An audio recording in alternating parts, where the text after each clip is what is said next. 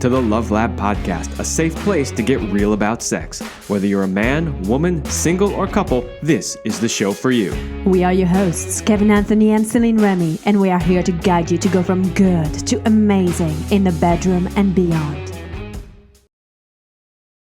All right, welcome back to the Love Lab Podcast. This is episode 259. Yeah, I know last week I said it was 259, and that's because I wrote down the wrong number. Last week was actually 258. This week is 259. But this week's show is titled, How to Have Sex Again After a Long Break. So what we're going to talk about today are the reasons for potentially having a long break. If you have had a long break, how do you get started again? So there's things that you can do on your own. And then how to approach having sex again after a long break with your partner, because there's things that you can do with your partner as well. So that's what we're going to talk about today. You know, as usual, most of the things that I talk about on this show are things that come up with clients of mine, with friends who are going through their own processes in my own life, whatever it is. I often will pick topics that are alive, something that's happening right now. And today is no different from that. So some of what I'm going to talk about today does come from real life applications or stories, I should say, from people I know personally who are experiencing this, who are going through that point where they haven't had sex for a while and they're looking to get back going again. And this is some of the advice that I was giving them. All right, but before we do that, a quick word from our sponsor. Do you want to join the secret club of men who are great in bed? Then check out Power and Mastery.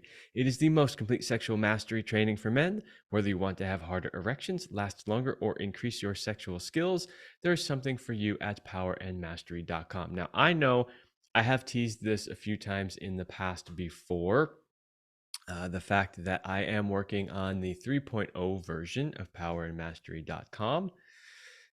It is really amazing. The reason why I bring that up is this. Two things.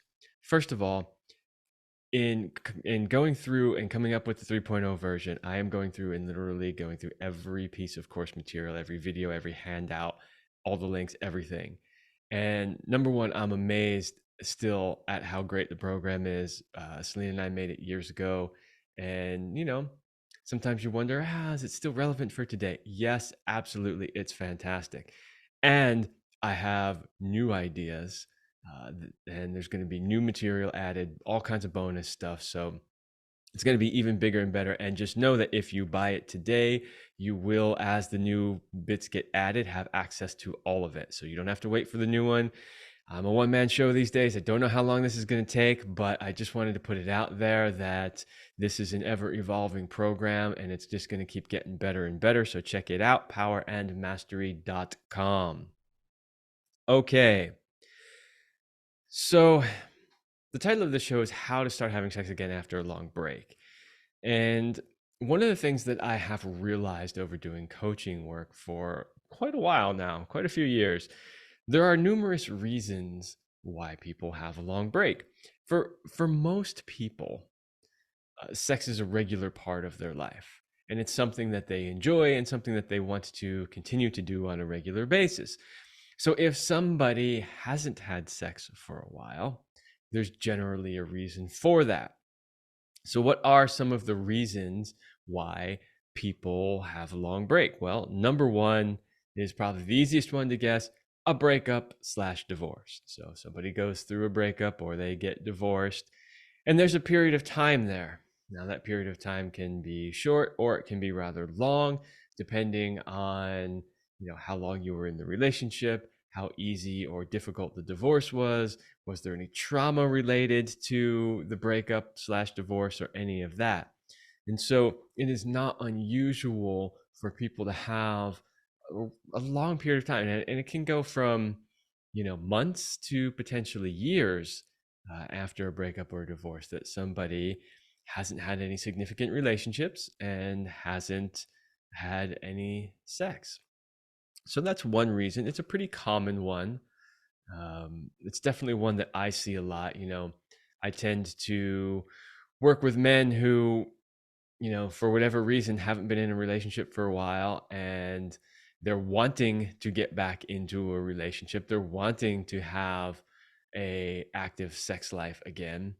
And so they want to do the work ahead of time to get where they need to be so that when they do find that next person, they're ready to go. Number two, a health challenge. So there are lots of different health challenges that one may or may not go through. And it might be that you personally went through the health challenge, or it might be that your partner was going through a health challenge. Obviously, I experienced this one personally myself.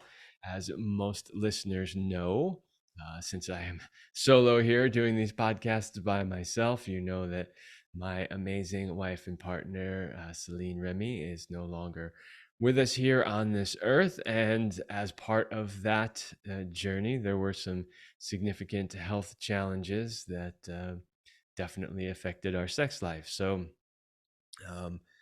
yeah, you could experience it yourself, or it could be your partner. But in either case, it's possible that maybe you hadn't had sex in a while because of that. Number three, having/raising kids. And this is a very common one. So it's very common for a couple after they have children to not have sex for a while. It takes some time, obviously, for the woman's body to heal from childbirth. Obviously, when you have a new child, there's massive lack of sleep and all the things that go with having a newborn that do not facilitate having an active and rich sex life. Some people manage to do it, but most don't.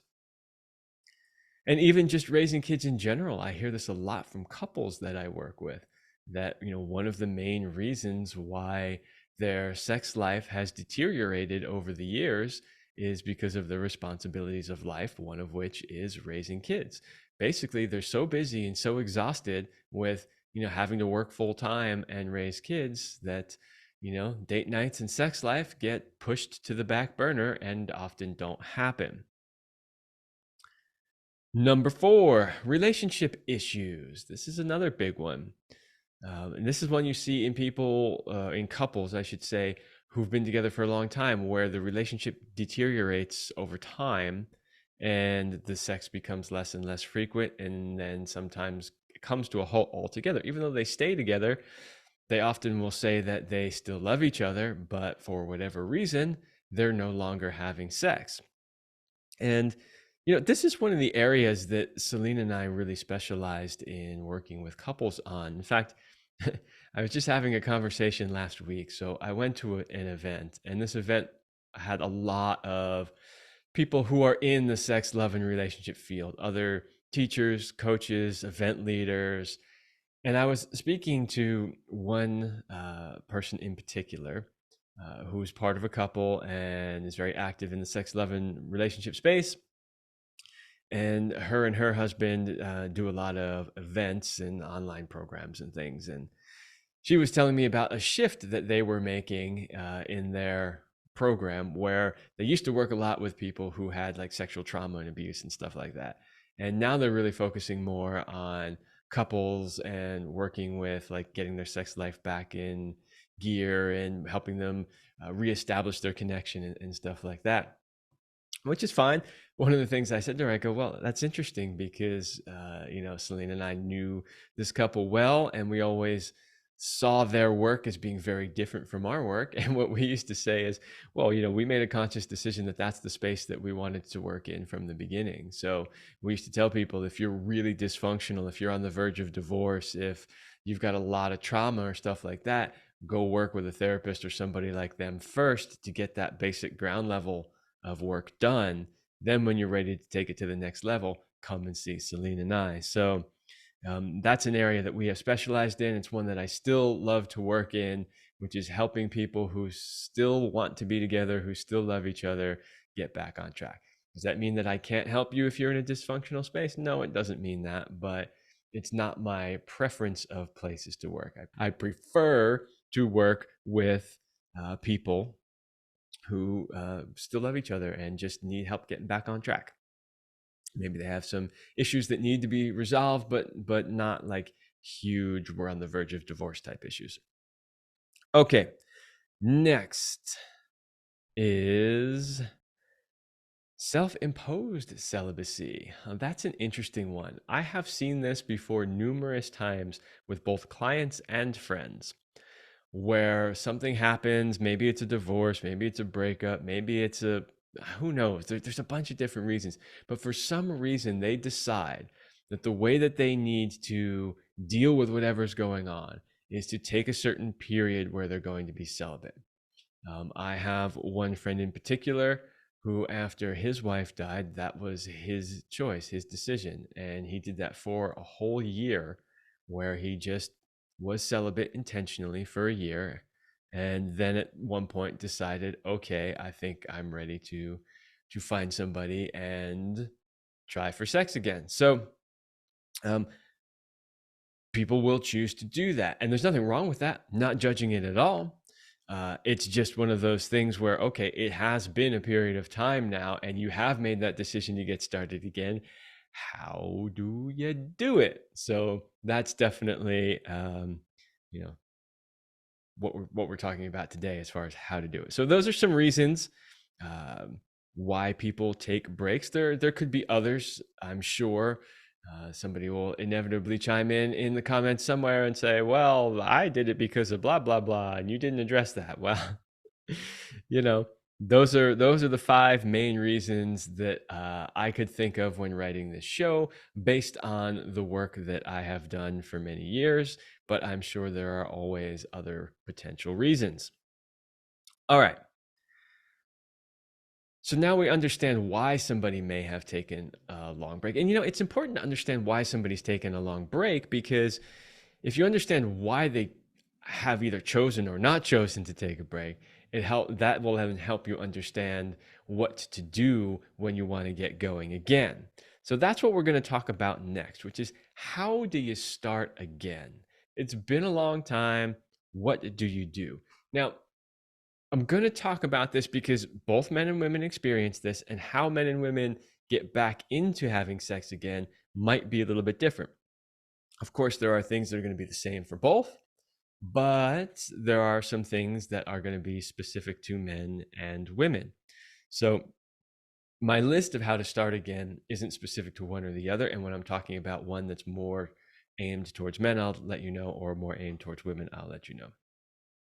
All right. Number 1 on the how to start again, you got to make sure that you're really ready to start again. And I know it sounds simple, it sounds basic, it sounds maybe even a little bit ridiculous, but I can't tell you how many times I have seen people in this sort of, well, I think maybe I should, but I'm not sure. Now, this happens for both men and women, but I will say I have seen it happen more with women, where they get in this sort of gray land of like, I think I want to find another partner. It's been a while since I've had sex, but then again, I'm not sure if I'm ready. And if I am ready, like they get a little bit all in their heads about it. Men tend to be a little bit more like, yeah, I'm ready. Like, let's get down. I need to fuck. It's not always true, but that you do tend to see it that way a little bit more. In either case, you really just need to make sure that you are indeed truly ready. We have talked so many times on this show about the power of sexual energy and connecting with somebody sexually. And that power can be used to create amazing things and amazing connections between people. But it can also be used in a way that creates a lot of pain and a lot of hurt, and hurt emotions, hurt feelings, and more trauma. So you want to make sure that you've really gotten clear about the fact that this is indeed something that you are really, truly ready to do. And you know what we always say in the poly world, which is yes means yes, no means no, and maybe means no. So if you're in that gray space of I'm not sure if I'm ready yet, then I would say you're not ready yet. You should get an absolute yes. Yes. Yes. It is time I am ready for this. All right, so that's the first thing. Really make sure that you are truly ready to do this. Number two, understand your why. We talk about this a lot in a lot of different contexts, but the idea of why is it that you want to get back to doing this? Is it because you think that no guy's going to want to date you if you're not ready to have sex with them?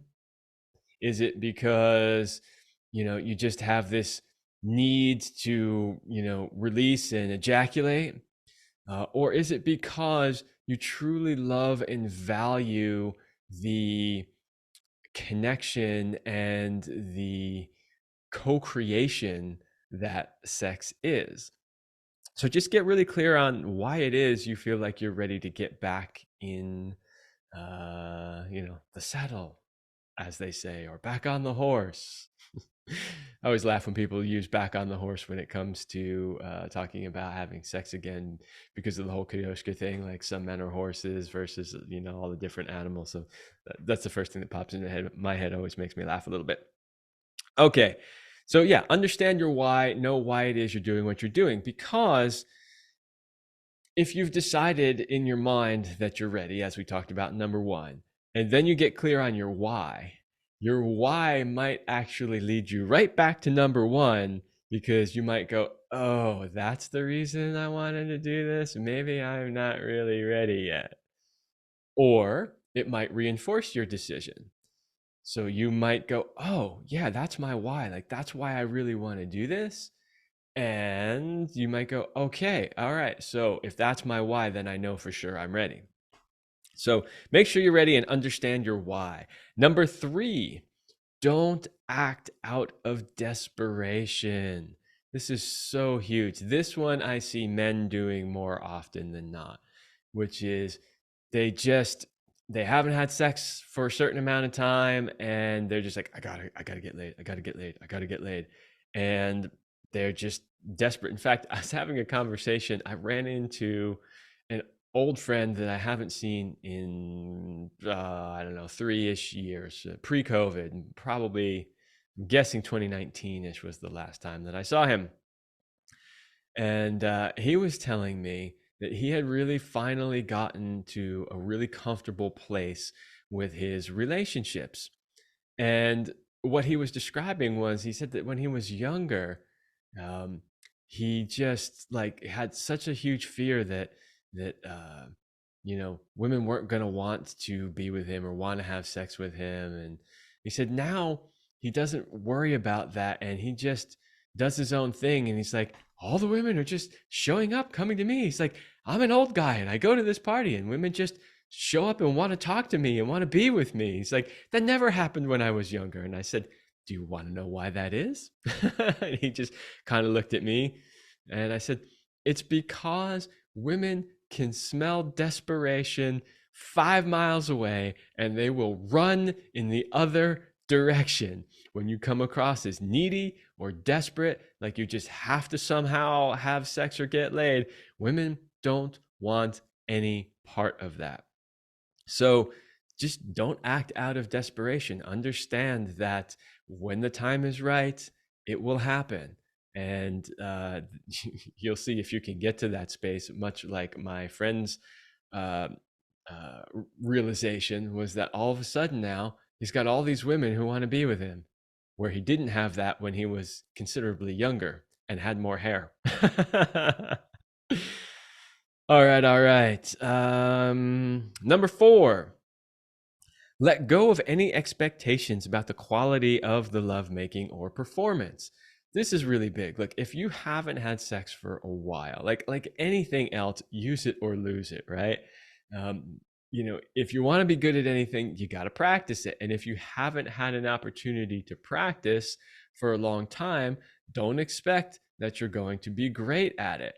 Now, again, this differs for both men and women. So while both can benefit from practice and will get better at lovemaking through practice, Obviously, there are more performance issues that men have to deal with that women don't have to deal with. It's a simple fact of life. It just is.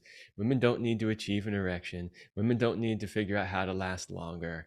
You know, the not really the worst, I want to say worst case scenario, but like for most women, they can have sex pretty much anytime they want to have sex. The biggest complication they might run into is not lubricating properly, and that can easily be solved with some lube. So performance, anxiety is a lot less for women than it is for men, although it may still exist. So one of the keys to dealing with that is to not create a bunch of expectations. Maybe you had sex in the past before your long break and you were amazing at it and it was spectacular, and you know the women thought you were the greatest thing ever, or the men thought you were the greatest thing ever, and it's been a while. Okay. Well, don't expect that you're going to come back into doing things as good or the same way, even as you did before. You might even find that you don't even like or want the same things that you liked or wanted before.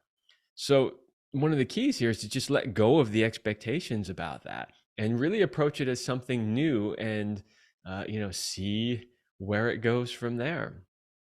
This is actually one of the big ones that I often see, especially with men, because I've worked with a lot of men, from a coaching perspective, and when they've had long periods of time where they haven't had sex, one of their biggest concerns is, am I still going to be able to do it? Am I going to be able to last long enough? Is she going to like what I do? Do I even still remember how to do some of the things I used to do? So that is absolutely a big one. And if you're in that space and you're really not sure, then I highly suggest that work with somebody like me. Let's get back on some of the practices that you can do, and we'll talk about that in just a moment as well. To get that confidence back and to feel like, okay, yeah, I can do this when you are finally with somebody. Number 5, don't use a relationship just to meet this need. So find somebody that you can have sex with, who you also want to be with or spend time with. I'm not saying they have to be your ultimate next lifetime partner, but one of the mistakes that I see people making is they go, okay, I haven't had sex in X amount of time, and I have this opportunity to have sex with this person, or I'm going to go on, one of the apps, especially one of the ones that's more just about like, hookup culture, because y'all know which ones those are. um, and my suggestion is, unless there is an upfront agreement with the person you're going to have sex with that this is just sex, like this is just a purely physical thing for us to meet our needs, and that's that, then make sure that you find somebody that you actually want to have sex with. Now, here's the thing.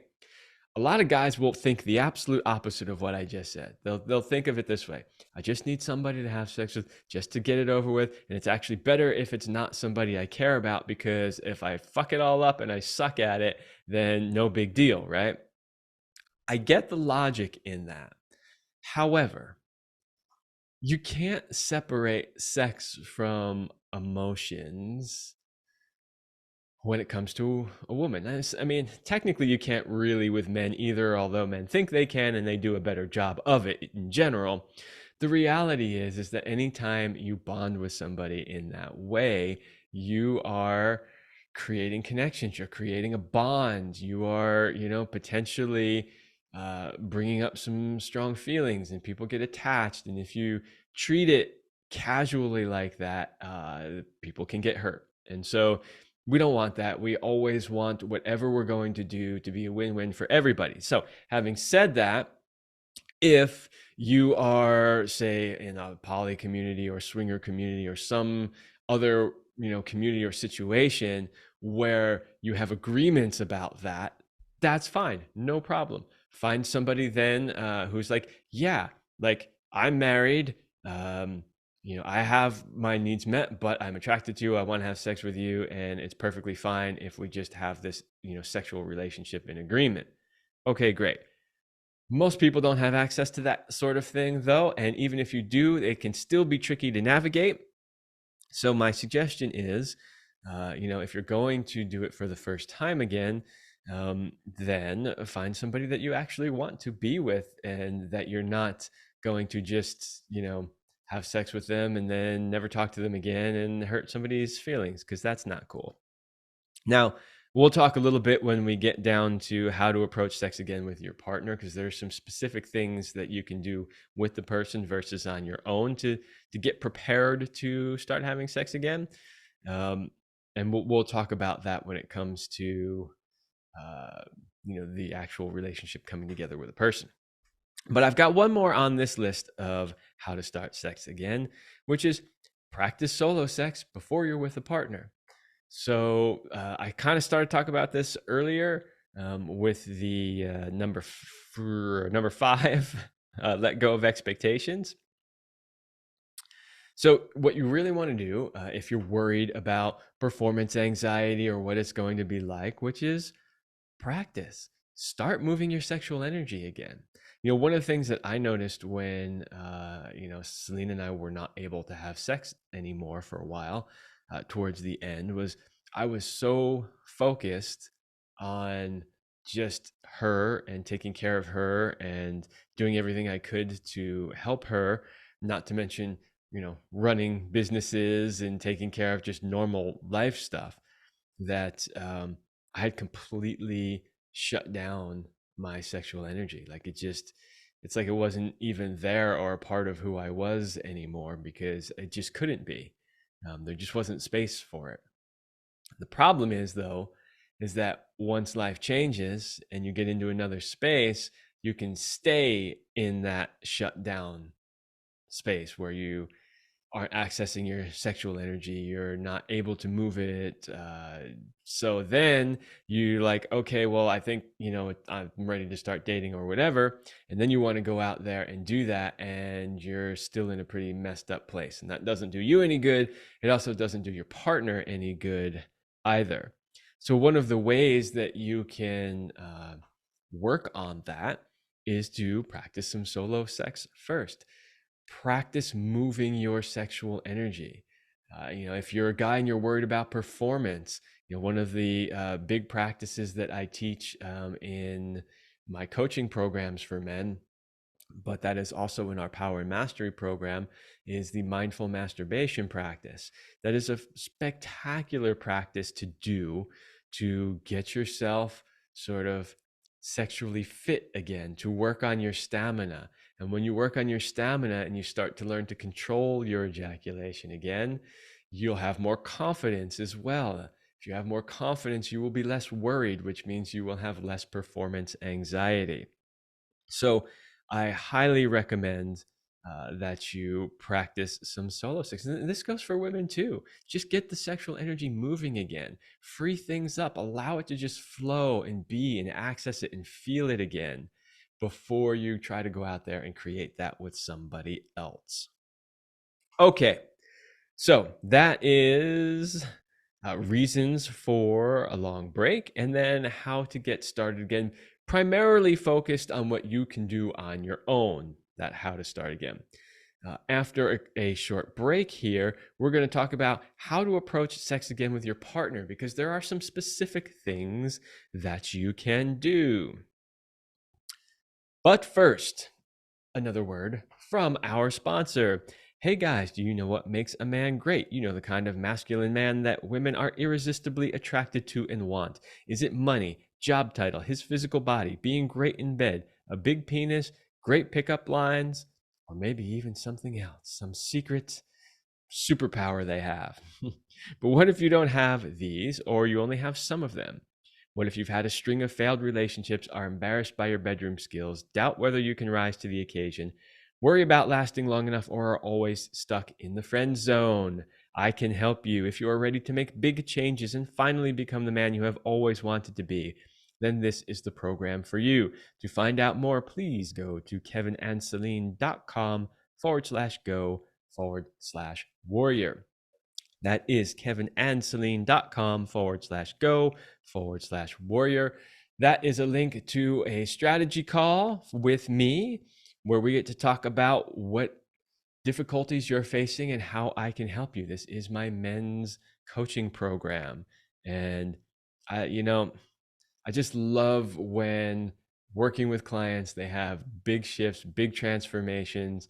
I had a client recently, I was pointing out a pattern to him that I had noticed from the beginning of our coaching that he had not noticed yet. And it kind of blew his mind. And he was like, wow, this is amazing insight. This is even better than my therapy. So, yeah, if that speaks to you, go to kevinandceline.com/go/warrior. All right.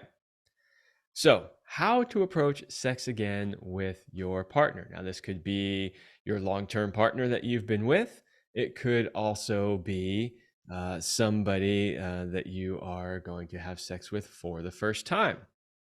So, number one, communicate with your partner beforehand. This is a hard one for a lot of guys because when I say communicate with your partner beforehand, what I'm really talking about is like just be honest with them and say, look, it's been X number of months or it's been X number of years since I've had sex, but I'm attracted to you. I want to go there with you, but I just want you to know it's been a while. Guys never want to admit this, which is hysterical to me. They're just like, they never want to admit that they haven't had sex for a long time because somehow it means they're less of a man. Like, a real man would be having sex all the time. I have sex a lot. Most women don't even want to hear that. In fact, they prefer to hear that you haven't been having a whole lot of sex before you have sex with them. Not always. It does depend on the situation. There are occasions or situations where they might be glad that you've had some sex beforehand because they might look at it and go, hey, look, I don't want to be the rebound woman. Like no woman ever wants to be the rebound woman. So, they might be happy that you've had some lovers, some sex, but the reality is just be honest with wherever you're at. If you've had a little bit, but you're, feeling like, you're still not back to your normal self or you're still not where you want to be, or if you haven't had any, just communicate that. And that goes for women too. Women are less likely to feel embarrassed about admitting that. But yeah, just communicate with your partner and just say, look, after whatever the reason was, I haven't had sex in X amount of time and I'm a little nervous about it. And that's fine. Just voicing that alone goes a long way towards reducing the anxiety about finally having sex again. So, yeah, communication. I mean, you hear this so many times on this show in so many situations. It is so important that you just communicate with people about where you're at and what you need. Number two, set appropriate expectations / let go of expectations. So like I said in the previous list, when you're thinking about, getting back into sex after a long break, one of the things I said was to let go of expectations about, your performance or what it's going to be like or how it's supposed to be and that sort of thing. So it's the same is true here. So you kind of want to clear the slate, let go of the expectations, and then you want to set appropriate expectations. So what do I mean by appropriate expectations? Well, what I mean is when you're having that communication with your partner, you want to say things like, okay, I haven't had sex in a long time, and here's what I would like to do. In other words, maybe I want to start slowly. Maybe I need a certain, scene set up or whatever it is that you need. Just set those expectations. And I think I have it here on the list. Yes. All right. I'll get to that one in a moment. Because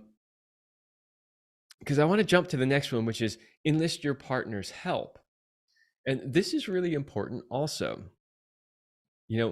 Maybe both of you haven't had sex in a long time, or maybe it's just you, but in either case, it doesn't really matter. What you want to do is get your partner on board.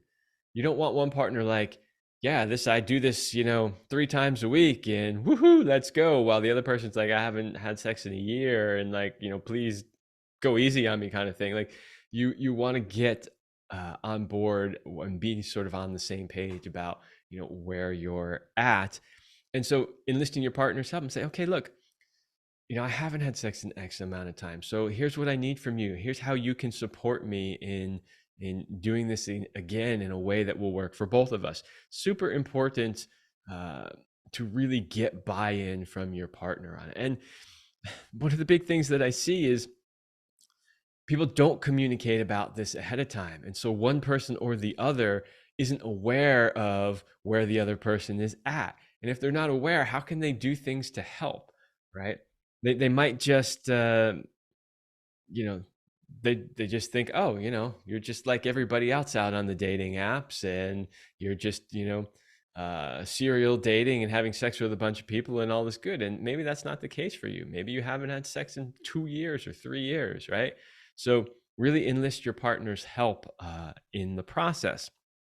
And so number four is one. This is one that Celine actually experienced once with a partner, and she thought it was such a great idea that she started teaching it to her clients as well. Which is, she had a partner many years ago, long before her and I were together, who had come off of a long break, and they were going to have sex. And one of the things that he asked her to do was, he said, look, it's been a long time since I've made love with a woman, and I'm he said I'm probably not going to be that great at it because it's been a while. And so he simply asked her to give him a certain number of times making love to make a decision about whether or not she wanted to continue to be with him. They, I think, agreed to 5 times.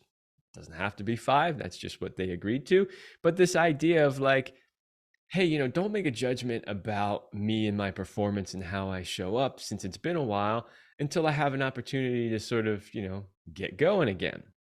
And so, that is an example really of enlisting your partner's help. It's also an example of setting appropriate expectations. And it is also an example of communicating with your partner beforehand. Right. So, and that's just one idea, one technique, but it is a way that can be very successful and work. All right. Number 5, develop trust. This is really, really, really important. So, I mentioned earlier that, some things apply a little bit more to men, some things apply a little bit more to women. And this one is, if a woman hasn't had sex in a long time, you can bet there's a damn good reason for it. But from a different perspective than men. Like, so for instance, if I say a man hasn't had sex in a long time, there's a damn good reason for it. That damn good reason is usually that he just didn't have any opportunity. Not always, and I'm generalizing, so I don't mean to offend any of the men out there, because I know there are men like myself, for instance, right now, having been through what I've been through, who's consciously chosen not to have sex for, a certain period of time, because I wanted to give myself time to heal the pain of losing Celine. So that's not always true. Um, but for men, often the reason is they just haven't had opportunities. But for women, it's often different. For women, it is often more of an emotional thing. Maybe they were really hurt from their last relationship, or maybe there was some sort of trauma involved. There can be lots of more mental, emotional type reasons for not having had sex for a while. So one of the things that you can do to really help them start having sex again is to develop trust. Like, really go out of your way to create an environment and a situation and a level of trust there that she will feel comfortable with you to do that again. Number 6, create a safe environment. So this is kind of similar to trust, but yet different. It does work, of course, for both men and women, but it is geared a little bit more towards women in this case, which is women really need to feel safe to be really open and vulnerable in a sexual way. And so you really need to create an environment where they feel safe. And of course, if you do create an environment where they feel safe, that goes a long way towards developing that trust that we were just talking about. So yeah, for a lot of women, maybe it was a bad marriage, maybe it was a bad relationship, maybe it was an abusive relationship. For whatever reason, they stopped having sex, or it could have even been a health thing, and maybe their body has changed and they're not sure if it's even going to work the way that it used to, or maybe they're not sure if they're attractive anymore. I mean, all of these things happen. And so, creating a safe environment and developing trust really go a long way to helping that person feel comfortable again having sex. Number 7, start slowly. I mean, this almost goes without saying, but it needs to be said anyway. Along with what I was talking about before about not having expectations about, okay, so when I used to do it, it used to be like this. We'd go here, we'd do this, and then we'd do this thing, and then it would go here, and then she'd have an orgasm, and then I would have an ejaculation. You're letting go of all of that, right? But you're also starting slowly. If it's been a while, there is no rush. You may have in your mind these memories of this crazy lovemaking, screaming orgasms, female ejaculating all over, whatever it is, right? But don't necessarily expect, as you come back into your sexuality, that you're necessarily going to just jump right back into that sort of an experience. So start slowly. Eventually, you'll build up to that. And guys, if it's been a long time since you've had sex with a woman and you're really worried about performance anxiety, start slowly. You should probably start slowly no matter what. But in this case, absolutely start slowly. So what do I mean by that? Don't rush to penetration. Take your time. Take your time doing some foreplay. When you do penetrate, you don't have to go out. It's not like somebody just fired the starting gun or waved the green flag and it's off to the races. Like, just start slowly. That goes a long way, and you start slow and then you can build up, and as you start to build up, your confidence will start to build up as well. Number 8, communicate during sex. It's perfectly fine to communicate during. A lot of people don't communicate before or after either, and they don't communicate during. But even some of the people who will communicate before and even sometimes after, then for some reason don't communicate during. And so, I don't like to generalize so much about men do this and women do that. But I have to speak from my experience, both personal experience and experience as a coach for many years. I have to say that I do see women, even women who really speak up beforehand, in the moment tend to like clam up and not say what they need or what they want for a variety of reasons. Just make sure that you're communicating the whole way through. We already talked about communicating in the beginning. Definitely communicate during. If there's something you need, if there's something that you're liking that you want more of, that you're not liking and that you don't want, or it's just changing things up, or whatever you need in that moment, just communicate it. And of course, always communicate afterwards as well. How was that for you? How did it go? Was there something that we could change or do better next time? You don't have to do that immediately after sex, because the thing that everybody always says is, oh my God, all this talking, it takes me out of the mood and it's not spontaneous anymore, and then I lose my well, okay, but you want to set yourself up for success. So have a good conversation beforehand. Communicate just what needs to be communicated in the moment. You don't have to get heady about it. You don't have to have whole conversations where you lose your erection, but just simply speak up and ask for the things that you need when you need them during lovemaking. And then the communication afterwards, you don't have to have it right away. You can wait. You can take time to integrate whatever it is you need to do, but do have a conversation about it at some point later on. All right, number 9. Have a safe word. So you haven't had sex in a long time. You've done the communication, you've developed the trust and all this kind of stuff. And here you are going for it. And maybe something comes up for you. Maybe you thought you were really ready. Maybe you thought you had communicated what you needed, or maybe what you need changes in the moment. Have a safe word where you can go, wait, hold on. I need to either stop or change something, And that is important. So yeah, make sure that you have a way of, if you really need to stop, to stop. So of course, the idea of a safe word comes from the BDSM community, where they might be deep in role play or doing something that is really pushing boundaries or edges for people, and they have this idea of a safe word. It's a word that would not normally come up in conversation or during sex, that when said, everybody has agreed upon is the stop sign. So have your safe word.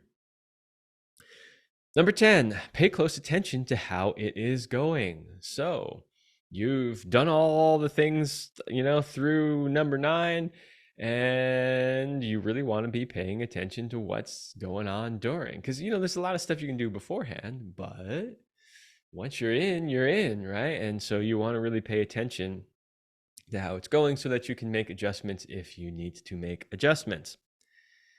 And then number 11, honestly evaluate the experience afterwards and determine what, if anything, you can do better next time. So just because you've made the decision that, okay, it's time to go back to having sex, and now you've had sex, did it work for you? Was it what you thought it could be or what you wanted it to be? Did it meet the needs that you were trying to meet for both you and your partner? And if not, you might determine, you know what? Maybe I'm not really ready yet. Hopefully, I hope that you would have figured that out before you got as far as connecting with somebody sexually. But sometimes you just don't know, and you thought you were, and you weren't. And maybe you were like, maybe your maybe didn't become a no, it became a yes, and you kind of rushed into it. And now you have an opportunity to evaluate again and see, okay, is this really where I want to be?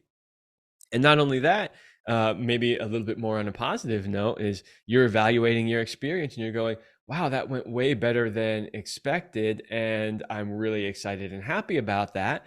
And your confidence starts to go through the roof. So always important to evaluate the experience a bit afterwards, because, you got to make adjustments, evaluations, and always fine tune to make it the best for yourself and for your partner. And this goes for whether it's somebody new or whether it's somebody you've been in relationship for 20 years and maybe you haven't had sex in the last 3. Like, all of this stuff still applies. So there you go. That is my take on how to have sex again after a long break. I hope that was helpful for you. Like I said at the beginning of the show, so much of that really comes from working with a lot of people who have had long breaks and hearing the fears and insecurities that they have when they determine it's time to start having sex again. And I really hope that was helpful. And that's all I have for this episode. So I will see you all next week.